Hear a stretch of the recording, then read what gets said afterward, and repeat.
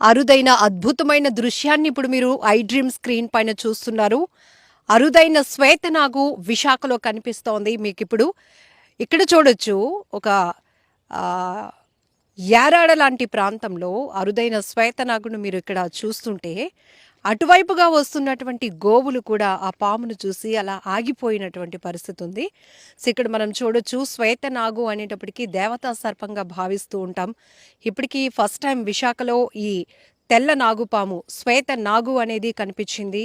అయితే దీనికి గాయం కావటం వల్ల స్నేక్ క్యాచర్ నాగరాజు గారు ఇమీడియట్గా వెటర్నరీ డాక్టర్ అయినటువంటి మల్కాపురంలో వెటర్నరీ డాక్టర్ అయిన డాక్టర్ సునీల్ గారి దగ్గరికి తీసుకొని వెళ్ళి దానికి ట్రీట్మెంట్ చేయించిన తర్వాత ఇప్పుడు ఈ పాము కండిషన్ మనం చూస్తున్నాం, బుస్సలు కొడుతోంది.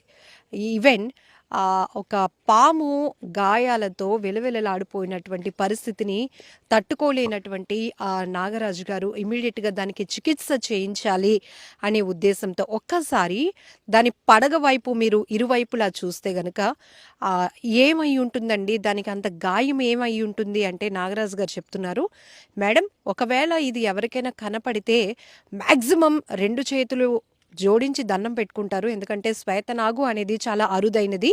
ఇంకొక వైపు ఒకవేళ ఎవరైనా భయంతో కొట్టి ఉంటే గనుక తలపైన కొట్టడమో లేకపోతే దాని బాడీ మీద కొట్టడమో చేస్తారు. కానీ ఇది సర్పానికి అంటే దాని పడగకి ఇరువైపులా చెవులు భాగంలో 2 వైపుల తీవ్రమైన గాయాలు అయ్యాయంటే ఇది ఒక ముంగీసతో పోరాడి తీవ్రంగా గాయపడింది మేడం.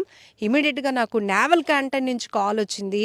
ఒక తెల్ల పాము రక్తం కారుతో కనపడుతోంది, అది కూడా భయమేస్తోంది మాకు, అది శ్వేతనాగు అరుదైన నాగు జాతి పాము అని కాల్ రాగానే నేను వెళ్ళాను.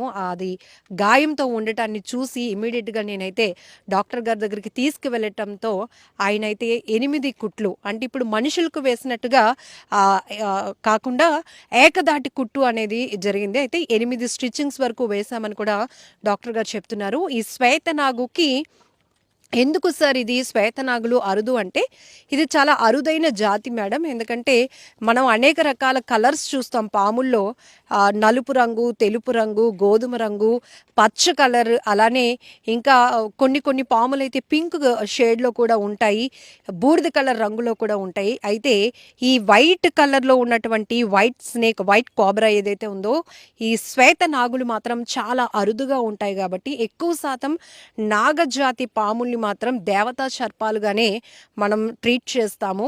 అంటే సైంటిఫిక్ రీజన్ వరకు వస్తే కనుక ఇవి చాలా అరుదైనటువంటి జాతి, చాలా తక్కువ. ఫస్ట్ టైం మన విశాఖలో శ్వేతనాగును గుర్తించడం జరిగింది. అయితే